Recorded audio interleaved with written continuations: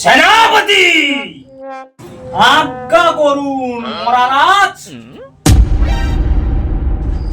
তোমার কাছে আমার একটা প্রশ্ন আছে। তুমি কি মনে করো আমাদের রাজ্য সবথেকে বেশি শক্তিমান? হ্যাঁ মহারাজ, আপনার শাসনে আমাদের রাজ্য সর্বশক্তিমান। সব শত্রু আমাদের কাছে পরাজিত হতে বাধ্য। তাহলে তুমি আমার জন্য গর্বিত হতে পারো। তাহলে আপনি কি কোনো নতুন অস্ত্র আবিষ্কার করলেন মহারাজ? না না না না না না সেনাপতি, এটা কোনো অস্ত্র নয়, এটা শুধুমাত্র একটা কৌশল। লাল পিঁপড়ের চাষ। মহারাজ, লাল পিঁপড়ের চাষ সেটা কি করে সম্ভব?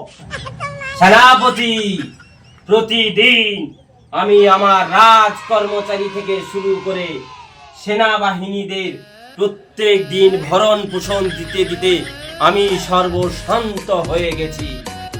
তাই আমি বাধ্য হয়ে এরকম কঠিন সিদ্ধান্ত নিলাম। সেনাপতি, আমি শুধুমাত্র রাজ কর্মচারী আর সেনাদের বেতন বাঁচিয়ে খেজুর গুড় দিয়ে লাল পিঁপড়ে চাষ করেছি।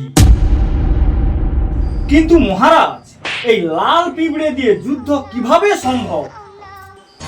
যে সকল শত্রু বাহিনী আমার রাজকোষ, সুগন্ধি খাবার আর আমার সুন্দরী রানীর লোভে রাজ্য আক্রমণ করবে, তুমি তৎক্ষণাৎ শত্রুপক্ষর গায়ে লাল পিঁপড়ে ছেড়ে দেবে।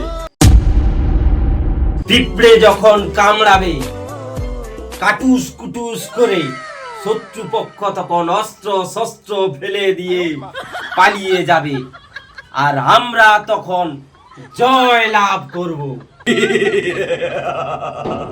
কিন্তু মহারাজ, এই লাল পিঁপড়ে যদি আমাদের রানীমাকে কামড় দেয় তখন কি হবে? তাহলে আমি আবার বিবাহ করব।